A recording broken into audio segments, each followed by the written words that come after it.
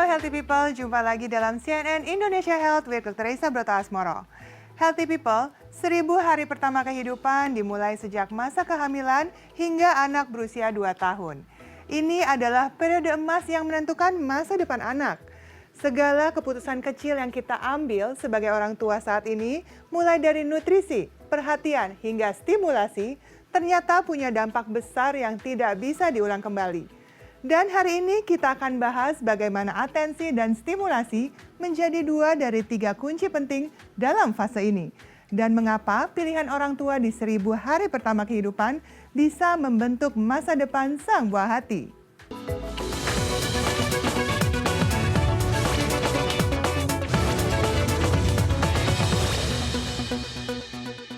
Seribu hari pertama kehidupan seorang anak adalah fase penting untuk menentukan pertumbuhannya. Di periode emas inilah pilihan orang tua yang dibuat hari ini akan menentukan masa depan seorang anak nantinya. 1000 hari pertama kehidupan anak dimulai dari masa kehamilan hingga anak berusia 2 tahun. Dalam rentang waktu ini, asupan nutrisi, memberikan atensi, serta stimulasi potensi punya peran penting dalam membentuk masa depannya. Psikolog anak Irma Gustiana Andriani menyebut orang tua harus memberikan stimulasi yang tepat kepada anak untuk membentuk karakter mereka. Dengan begitu, si kecil akan memiliki karakter serta kepribadian yang positif dan sehat. Bermain bersama anak, mendengarkan mereka bercerita, dan memberikan pelukan merupakan bentuk atensi orang tua kepada anak. Orang tua juga harus mengenal karakter dan kebutuhan emosional anak agar pilihan stimulasi yang diberikan tepat sasaran. Karena your choice, their future.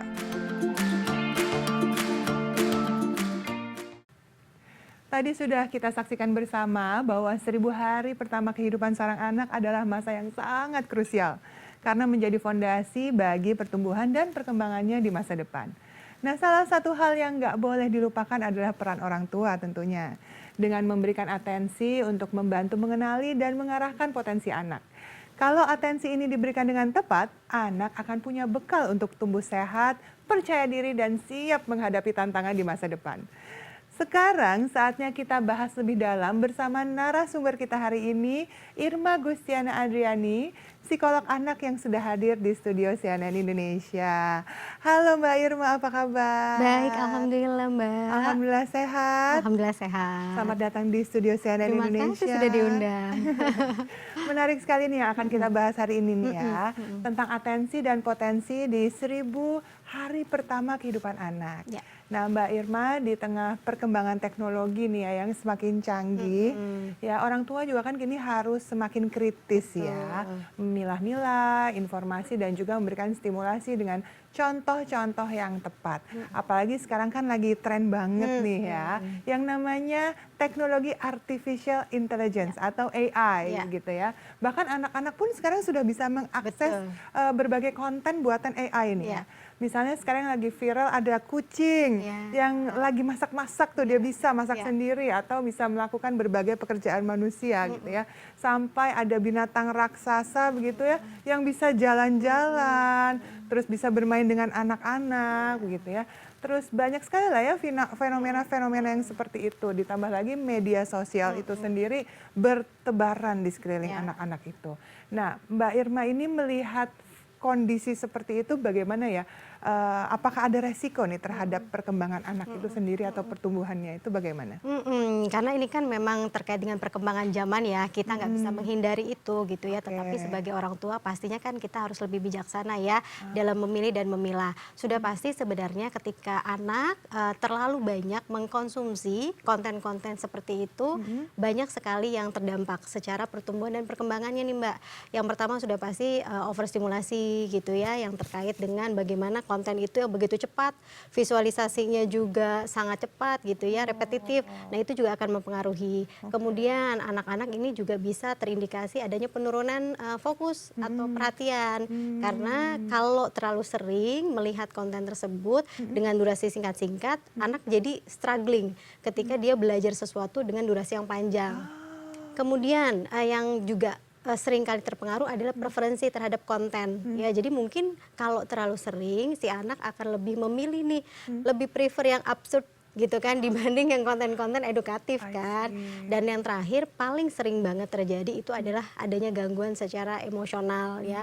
Jadi mungkin bisa mengalami kegelisahan, lebih gampang rewel, ketakutan gitu ya. Makanya kenapa orang tua harus bijak sekali menjadi kurator lah ya dalam proses memilih dan memilah mana yang paling baik untuk putra dan putrinya.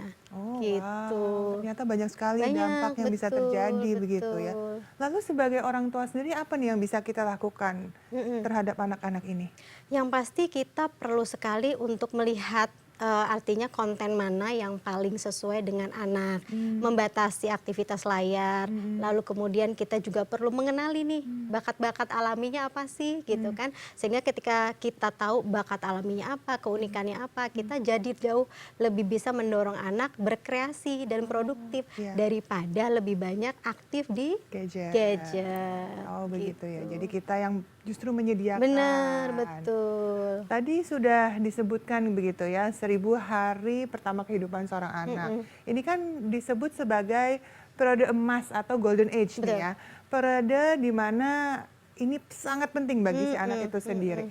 Nah, kenapa sih kok sangat penting? Memangnya apa yang terjadi di periode kehidupan anak ini dan apa pengaruhnya untuk anak di masa depan? 1000 hari pertama itu ibaratnya fondasi. Jadi benar-benar fondasi bagaimana seorang anak itu bisa dibentuk. Dibentuknya itu ya banyak ya aspek otaknya, perkembangan fisik, lalu kemudian sosial emosional, dan yang paling penting juga karakter. Jadi memang di 1000 hari pertama itu atau mungkin kita luaskan lagi ke golden age gitu ya, ke 5 tahun ini, itu adalah fase penting sekali karena 80% itu kan struktur otak terbentuk di usia-usia yang 1000 hari pertama itu ya. Ya. Lalu kemudian 20% bagaimana orang tua bisa memberikan perhatian, kasih sayang. Nah, disitulah jadi bekal anak untuk bisa bertumbuh dan optimal dalam tadi potensi-potensinya, kemudian karakter yang lebih positif gitu. Jadi selain dari dalam juga orang tua di situ ada. Benar, betul. Semuanya ini ya, Ya. harus saling berdampingan. Betul. Oke. Ada 3 kunci yang penting ternyata di dalam 1000 hari pertama kehidupan seorang anak.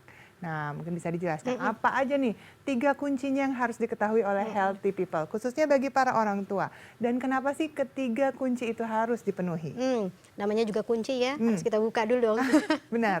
Ya, jadi kalau zaman dulu kita pasti kenal ya asa, asi, asuh. Nah, jadi ini sebenarnya sama. Jadi ketika kita memberikan pertama gitu ya, asupan nutrisi yang tepat. Karena fisik anak itu kan perlu didukung dan disupport dengan nutrisi yang terbaik. Yang dia bisa konsumsi sejak dalam kandungan gitu kan. Terus kemudian yang kedua bagaimana kita bisa memberikan stimulasi. Jadi sudah ada pemberian nutrisi, lalu kemudian yang paling penting juga stimulus belajarnya. Gitu ya, sehingga nanti otaknya bisa berkembang optimal. Dan terakhir ini juga penting banget. Udah kita kasih nutrisi, terus kemudian kita kasih stimulasi, maka kunci pentingnya adalah kasih sayang dan perhatian yang luar biasa.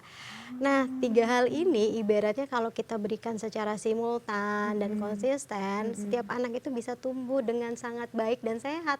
Gak cuma dari segi fisiknya aja, tapi mentalitas dan karakternya juga pasti akan lebih optimal. Wah, luar biasa. Jadi atensi yang ketiga Atensi, ya. betul. Wow. Atensi dan stimulasi itu adalah 2 dari 3 kunci penting di 1000 hari pertama kehidupan. Apa yang bisa kita lakukan nih untuk memenuhi 2 hal tersebut bagi buah hati? Tapi jangan dijawab dulu ya, sabar. Nanti kita bahas lagi setelah jeda yang berikut. CNN Indonesia Health with Dr. Esa Broto Asmoro akan segera kembali.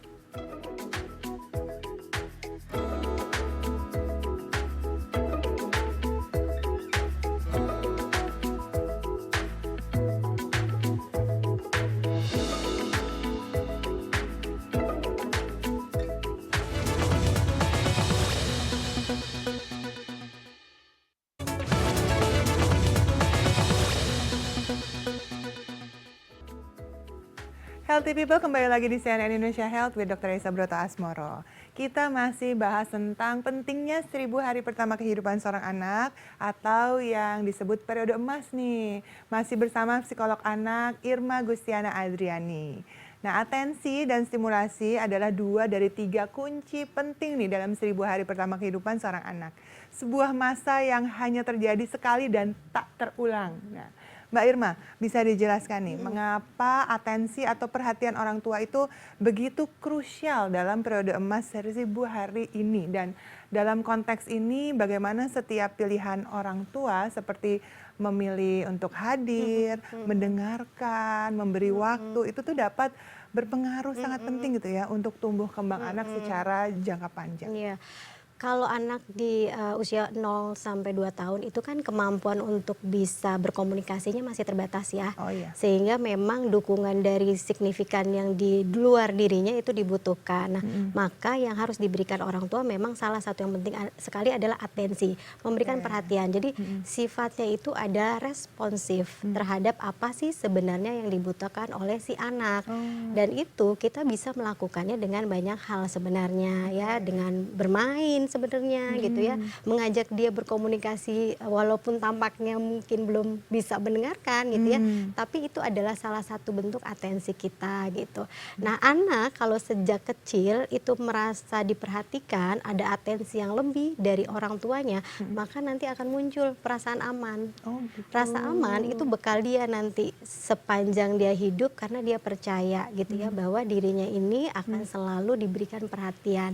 Sekalipun ayahnya atau ibunya lagi nggak ada, dia tahu dia akan terus dicintai. Itu adalah bekal hidupnya dia sebenarnya. Wah, Ya. ternyata hal sesimpel itu pun Betul. jadi sangat penting Iya. ya.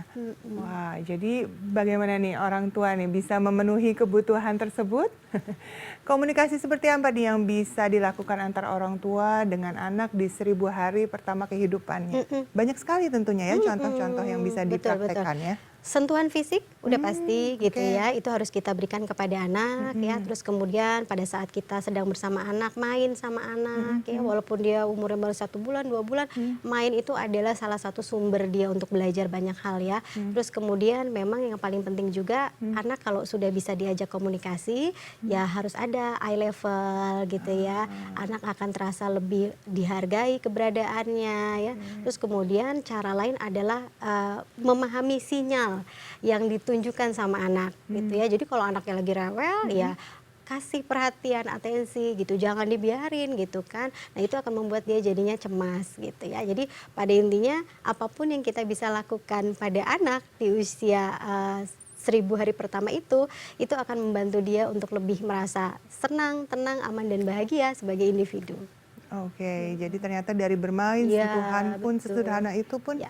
itu juga sangat penting. Sangat penting. Teknik komunikasi yang bisa dilakukan sehari-hari. Iya, betul. Bahkan eye level. Jadi ketika berbicara dengan anak, kita duduk di bawah. Duduk di bawah, di anak di depan kita, kita melihat wajahnya, itu juga sangat membantu sekali gitu. Oke, baik.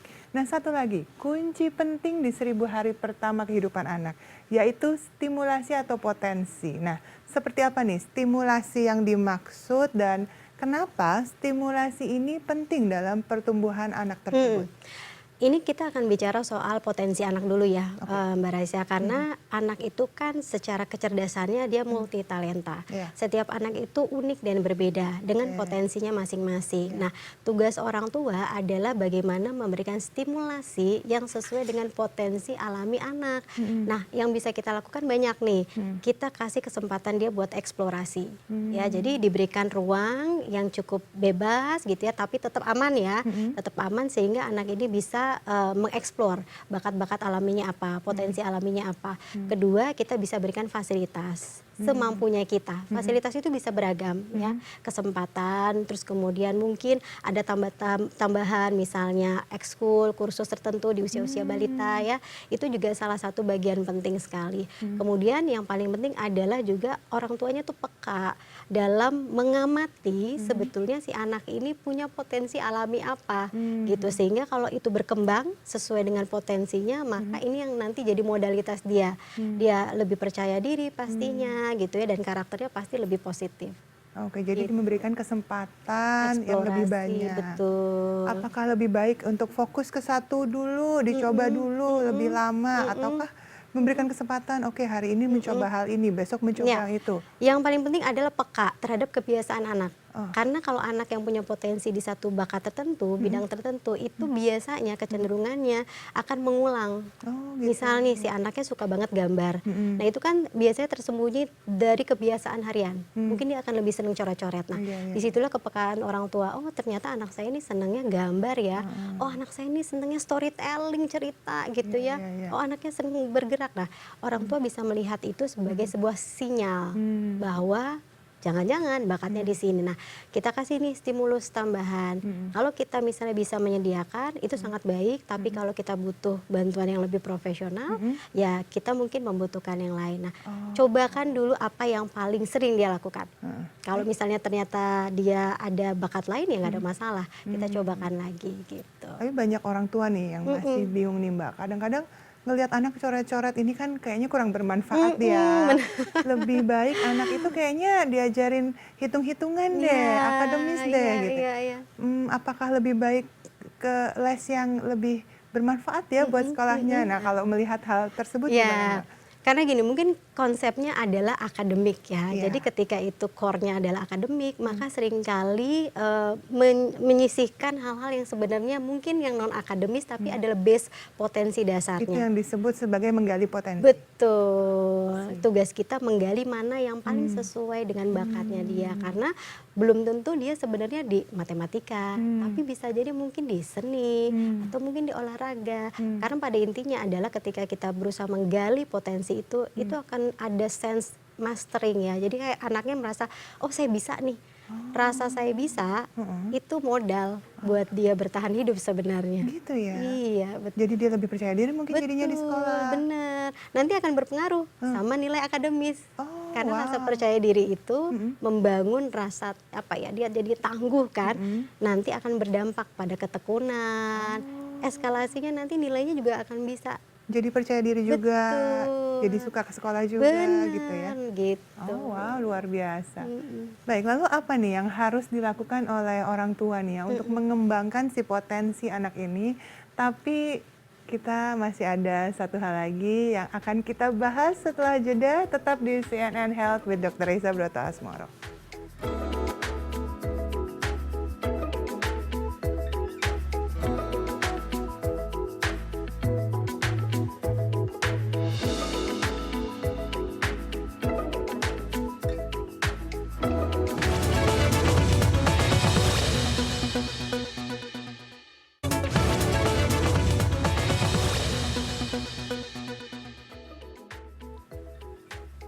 Kembali lagi di CNN Indonesia Health with Dr. Reza Broto Asmoro. Kita masih membahas tentang pentingnya 1000 hari pertama kehidupan seorang anak atau periode emas bersama psikolog anak Irma Gustiana Andriani. Nah, sebelum kita lanjutkan membahas potensi, tadi sempat dijabarkan mengenai kecerdasan multitalenta atau yang kali ini kalau dikaitkan dengan AI, sekiranya kecerdasan apa nih yang berkaitan? Oke, kalau yang berkaitan itu terhubung dengan kecerdasan visual spasial. Visual spasial. Jadi yang berhubungan dengan keruangan, segala sesuatu yang memang kelihatan secara visual ya.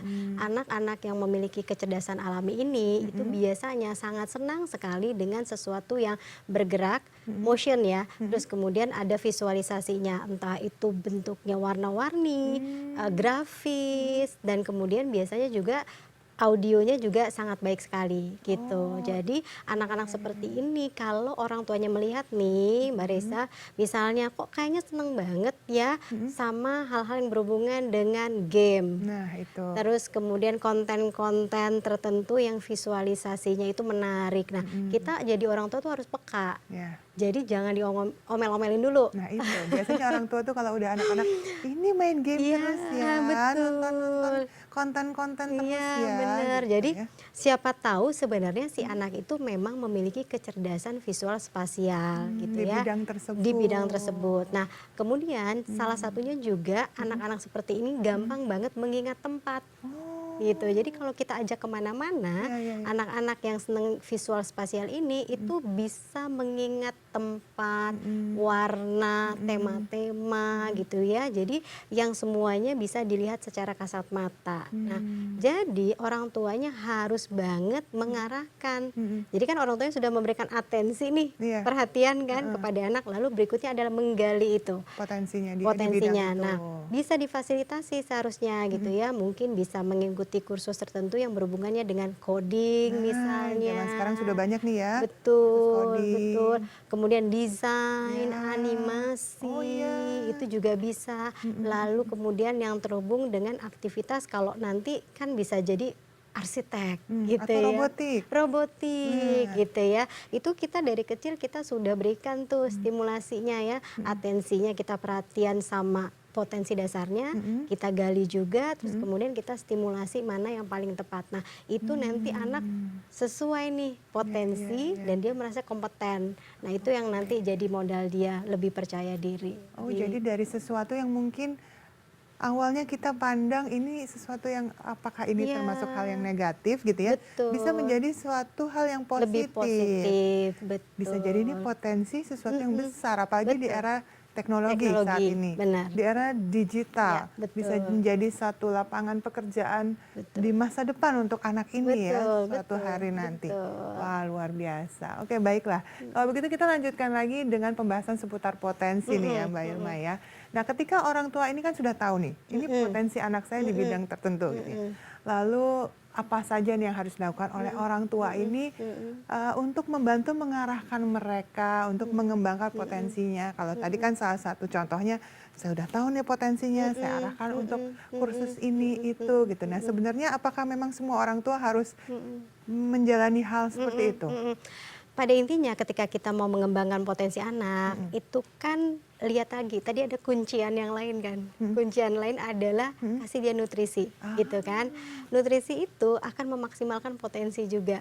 Jadi kalau anak memang secara nutrisinya tepat, yang diberikan orang tua kepada anak, itu akan berpengaruh kepada kecerdasannya. Tentu, Ya kan, ya. potensinya pasti akan lebih optimal juga. Ya. Lalu kemudian selain menggali tadi, stimulusnya juga harus tepat ya, gitu ya. Jadi intinya adalah memberikan sesuatu yang kita bisa dampaknya itu kepada pertumbuhan dan perkembangan anak secara menyeluruh dulu, gitu kan. Nah, jadi kalau anak sudah kita kasih perhatian, sudah kasih rasa aman, kasih cinta, gitu ya, nutrisinya tepat, maka potensi itu bisa kita arahkan dengan lebih baik dan tepat sih sebenarnya. Nah, kalau dari rumah sudah pasti ya memfasilitasi ya kan. Kalau suka coret-coret gitu ya, walaupun mungkin dinding yang dicoret-coret gitu ya. Coba fasilitasi dengan kertas gitu ya. Terus kemudian dia suka nyanyi ya kan, fasilitasi dengan bernyanyi bersama ya kan. Dia suka storytelling, bacain buku. Jadi sebenarnya orang tua itu harus mau belajar sih gitu ya, supaya bisa mengembangkan semua potensi anak. Jadi menjadi orang tua itu tiada hari tanpa belajar. Belajar dan nggak belajar pernah dari berhenti anak belajar. Ya belajarnya juga dari anak. Belajar dari anak. Iya. Ada sesuatu hal yang baru setiap Betul, harinya, gitu ya. betul. Apa sih manfaat dan dampaknya nih untuk jangka panjang anak dengan terpenuhinya kebutuhan mereka karena tersalurkannya potensi itu tadi? Pertama percaya diri udah pasti ya, karena kan confidence itu dibentuk, itu adalah sebuah skill ya. Jadi kalau misalnya dia sudah diasah, distimulasi, diberikan perhatian, maka pasti akan tumbuh rasa percaya diri ya. Terus kemudian orang tua kalau misalnya dia sudah pede, biasanya muncul rasa menghargai. Menghargainya ke diri sendiri pastinya gitu ya. Kalau bahasa sekarang kan self love lah ya gitu ya. Jadi dia tahu bagaimana menghargai dirinya sendiri karena dia merasa orang tuanya menghargai dia berdasarkan potensi apa yang dia punya gitu ya. Kemudian itu akan menciptakan rasa aman. Rasa aman itu kalau di rumah sama orang tua rasanya nyaman gitu kan, hangat gitu ya, nggak takut sama orang tuanya. Nah, itu juga jadi modal dia.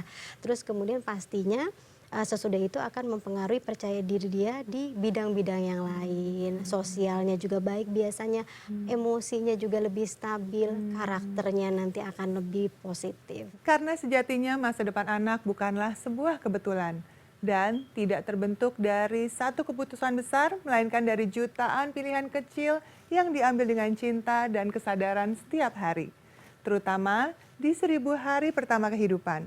Setiap langkah yang diambil orang tua memegang peran penting dan tak tergantikan dalam bentuk fondasi kehidupan anak di masa depan. Ini baru 2 kunci penting di 1000 hari pertama kehidupan anak ya. Masih ada 1 kunci lagi nih yang juga punya peran penting untuk tumbuh kembang anak. Nah, kita akan bahas di CNN Indonesia Health with Dr. Esa Broto Asmoro di episode berikutnya. Jadi, pastikan Healthy People terus saksikan CNN Indonesia supaya nggak ketinggalan. Baik, kalau begitu terima kasih banyak Mbak Irma sudah hadir dan berbagi pengetahuan dengan Healthy People. So Healthy People, masa depan anak bukan sebuah kebetulan, tapi hasil dari jutaan pilihan yang orang tua buat hari ini. Your choice, their future, karena waktu tak bisa kembali. Saya Dr. Esa Broto Asmoro undur diri.